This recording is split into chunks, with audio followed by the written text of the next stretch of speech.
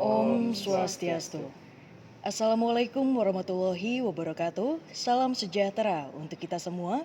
Namo Buddhaya, salam kebajikan, shalom. Dewan juri yang terhormat dan hadirin yang kami muliakan, sebelum argumentasi dimulai, izinkan kami untuk memperkenalkan diri. Kami dari Universitas Pendidikan Ganesha, saya Famalini selaku pembicara pertama, berada pada legal standing position pro, kemudian ada Lingga selaku pembicara kedua sebagai legal standing position kontra, dan ada Puja selaku pembicara ketiga sebagai pembicara kesimpulan.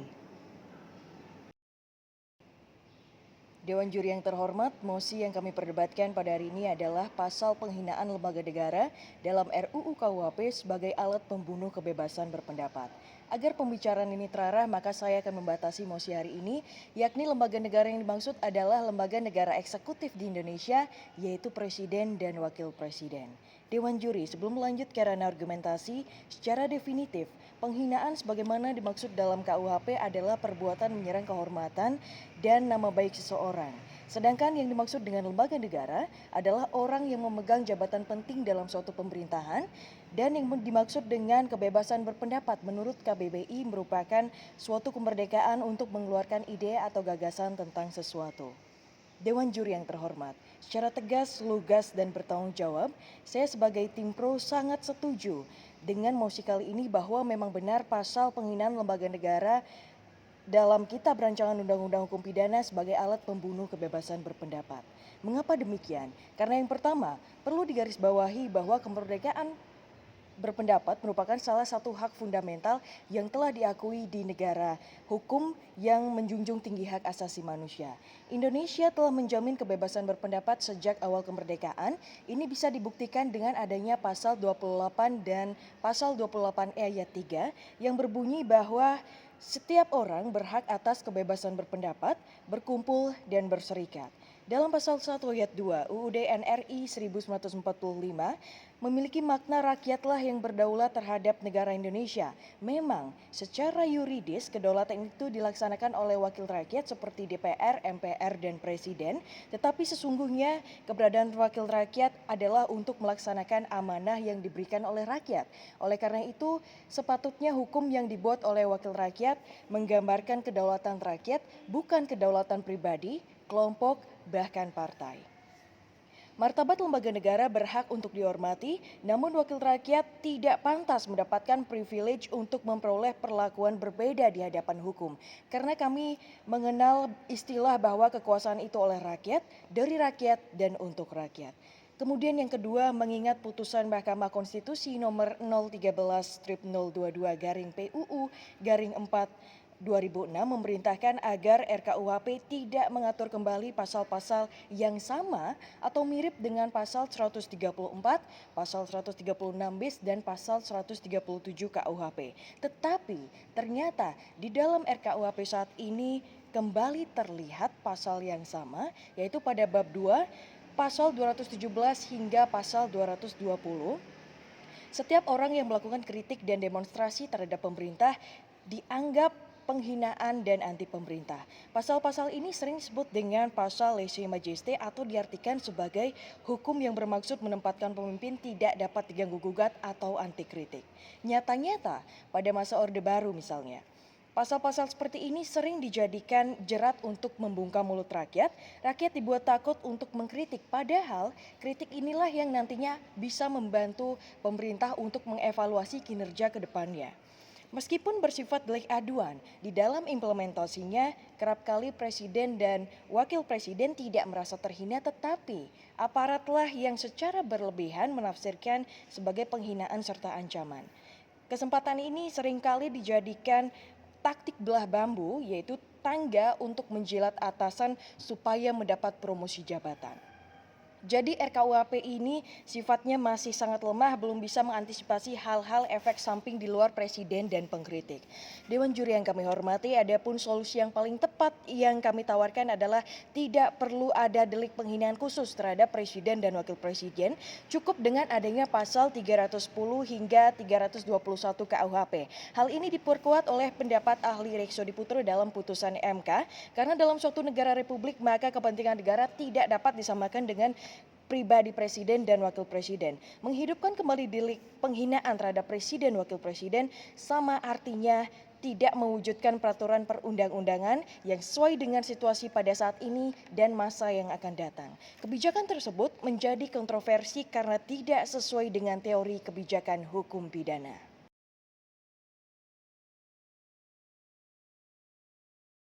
Om Swastiastu.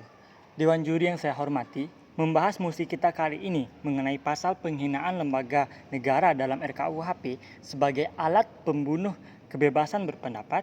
Saya sebagai tim kontra tidak menyetujui akan hal ini. Mengapa demikian? Karena pernyataan sebagai alat pembunuh kebebasan berpendapat sangatlah tidak tepat.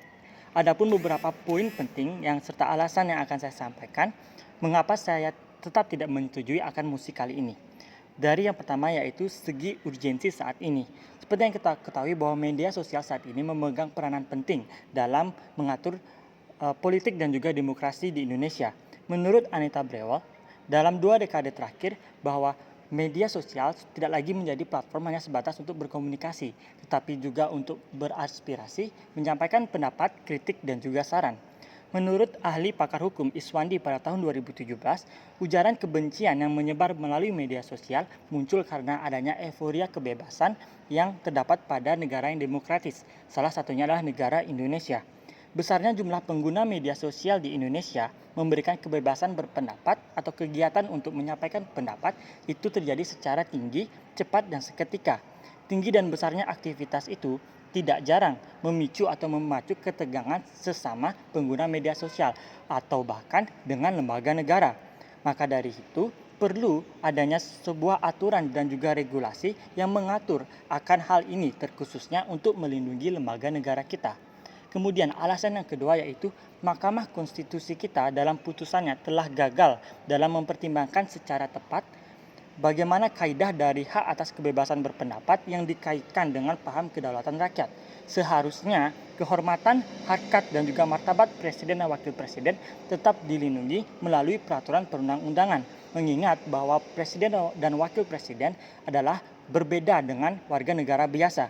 Mereka adalah kepala negara, mereka adalah kepala pemerintahan.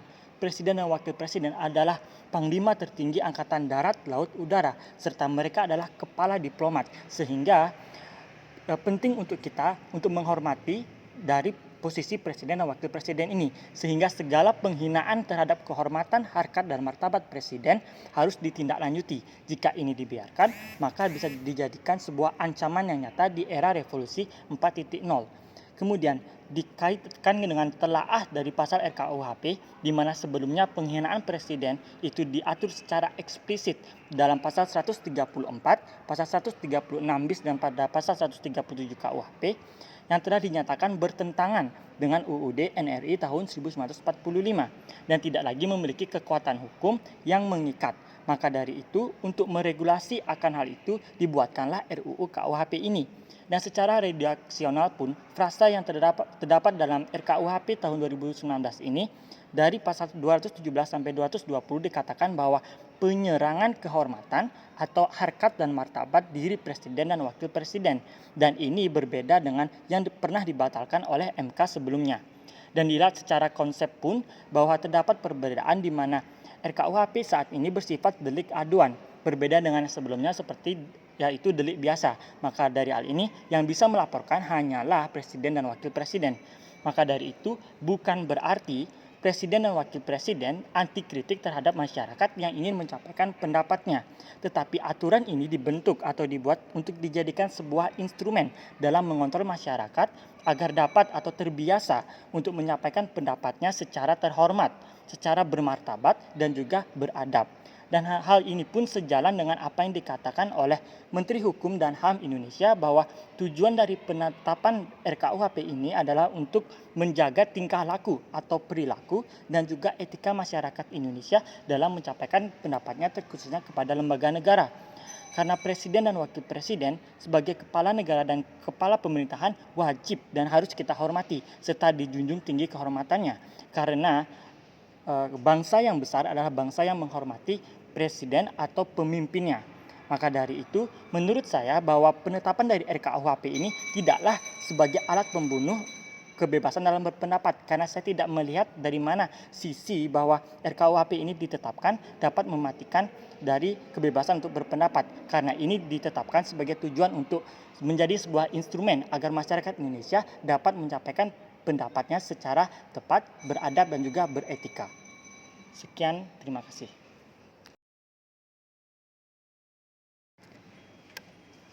Dewan juri yang terhormat, berdasarkan argumentasi yang disampaikan oleh pembicara pertama selaku pembicara pro dan pembicara kedua selaku pembicara kontra, maka di sini saya selaku pembicara ketiga akan menyampaikan kesimpulan terkait mosi pasal penghinaan lembaga negara dalam RKUHP membunuh kebebasan berpendapat. Berdasarkan argumentasi yang disampaikan oleh pembicara pertama selaku pembicara pro, bahwa wakil rakyat atau lembaga negara tidak dapat diberikan privilege yang menyebabkan mereka memiliki kedudukan ataupun perlakuan yang berbeda di mata hukum dengan warga negara lainnya selaku pemegang kedaulatan tertinggi. Kebebasan berekspresi ataupun berpendapat merupakan salah satu hak fundamental yang diakui dalam sebuah negara hukum yang demokratis dan menjunjung tinggi hak asasi manusia. Sebagaimana negara hukum, Indonesia mengatur kebebasan berpendapat dalam pasal 28E ayat 3 Undang-Undang Dasar 1945. Dan Indonesia juga merupakan negara yang berkedaulatan rakyat seperti yang tercantum dalam pasal 1 ayat 2 Undang-Undang Dasar 1945 yang secara filosofis bermakna bahwa rakyatlah yang berdaulat terhadap negara Indonesia. Dalam putusan Mahkamah Konstitusi nomor 013-022-PUU-4-2006 telah memerintahkan agar RKUHP tidak mengatur pasal-pasal yang mirip atau sama dengan pasal 134, 136B, dan 137. Namun ternyata dalam RKUHP saat ini, pasal penghinaan presiden dan wakil presiden kembali ditemukan dalam bab 2, pasal 217, 218, 219, dan 220. Meskipun bersifat delik aduan, namun dalam pengaplikasiannya bisa jadi presiden dan wakil presiden tidak merasa terhina, namun aparat berlebihan menafsirkannya sebagai penghinaan ataupun ancaman. Dengan demikian, RKUHP masih sangat lemah dalam mengantisipasi hal-hal ataupun efek samping yang didapatkan di luar presiden dan pengkritik. Adapun solusi yang kami tawarkan adalah dengan tidak membuat pasal yang mengatur tentang penghinaan presiden dan wakil presiden, namun mengoptimalisasikan penerapan pasal 310 sampai 321 KUHP. Kemudian, berdasarkan argumentasi yang disampaikan oleh pembicara kedua selaku pembicara kontra, bahwa pernyataan pasal yang dikatakan sebagai pembunuh kebebasan berpendapat sangatlah tidak tepat, dan kita perlu segera menetapkan RKUHP ini. Dari segi urgensi, saat ini penggunaan media sosial begitu banyak, dan menyebabkan kita sangat mudah untuk berpendapat, sehingga muncul ujaran kebencian dengan mudah terutama di media sosial. Sehingga kita perlu membuat aturan yang mengatur secara khusus terkait hal tersebut, terutama yang menyangkut lembaga negara. Selain itu, gagalnya Mahkamah Konstitusi dalam putusannya mempertimbangkan secara tepat kaidah tentang hak atas kebebasan berpendapat yang dikaitkan dengan kedaulatan rakyat. Kehormatan, harkat, dan martabat presiden dan wakil presiden perlu untuk diperhatikan karena melihat sistem presidensil yang berlaku di Indonesia dan 4 fungsi presiden menurut Undang-Undang Dasar 1945. Secara redaksional, frase yang digunakan dalam RKUHP adalah penyerangan kehormatan atau harkat dan martabat diri presiden dan wakil presiden, di mana pernyataan tersebut berbeda dengan yang dibatalkan oleh Mahkamah Konstitusi. Secara konseptual pun ada perbedaan dengan pasal sebelumnya, di mana pasal penghinaan presiden dan wakil presiden sebelumnya termasuk ke dalam delik biasa, dalam RKUHP termasuk ke dalam delik aduan. Bukan berarti presiden dan wakil presiden menjadi anti kritik terhadap masyarakat yang ingin menyampaikan pendapatnya. Namun, aturan ini dibuat untuk mengontrol masyarakat sehingga masyarakat menyampaikan pendapatnya secara terhormat, bermartabat, dan beradab.